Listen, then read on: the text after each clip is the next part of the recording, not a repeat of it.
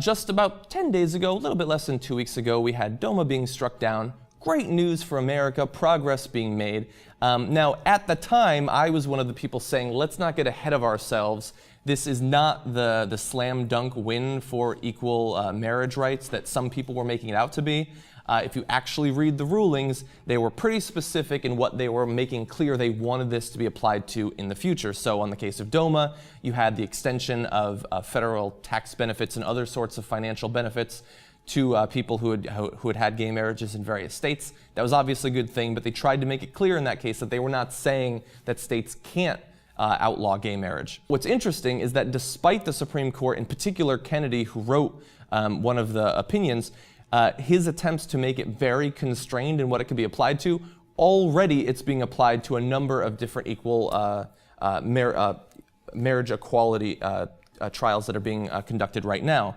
And so the particular line that's being quoted in many of these is when Kennedy said that the provision denying federal benefits to legally married same-sex couples in different states humiliates tens of thousands of children now being raised by same-sex couples. And again, he was trying to be very specific there, supposedly.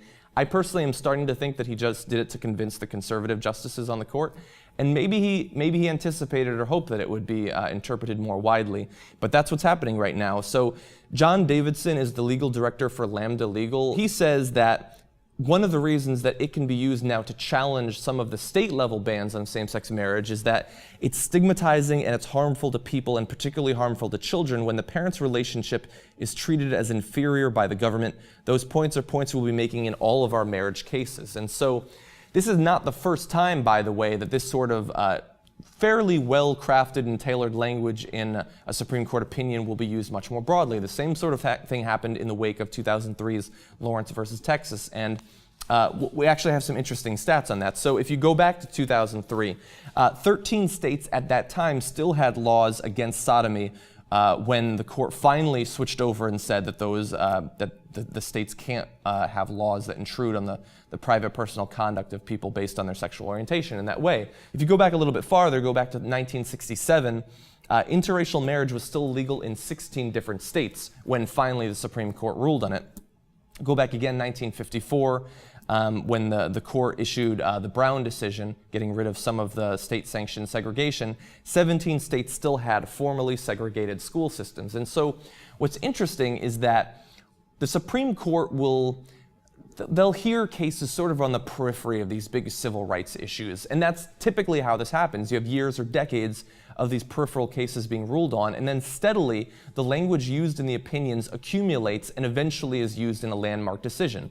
And in all of these cases, the Supreme Court was fairly clear, implicitly or even explicitly, that they did not mean to make any sort of landmark decision until finally you have an accumulation, a gathering of momentum judicially, and eventually they do make that big decision.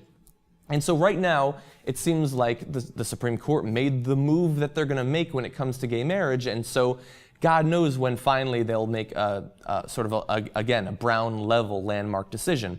And so people are starting to speculate, now that this is being used, the language of Kennedy is being used in these other court cases, what will it take for that sort of tipping point? Some people believe that it'll take, we have here one of the civil rights fighters, Tushnet, says 40 states allowing it. And if you look back at the three different cases that we talked about of those landmark decisions finally being made, you had 13 states remaining being against civil rights or same-sex equality, 16 states, 17 states, so it might not even take that long. And now, look, right now we only have 13 states where same-sex marriage is legal, but the acceleration has been happening. And so in a decade or two, is it inconceivable that we could have 30 to 40 states? No, I don't think that it is at all. And sort of oddly enough, Kennedy's language that was used diplomatically to bring some of the conservative justices over to his side might be what is required when that tipping point is reached to have an actual federal allowance, a constitutionality ruling in the Supreme Court for gay marriage. Scalia is going to be pretty pissed when that happens.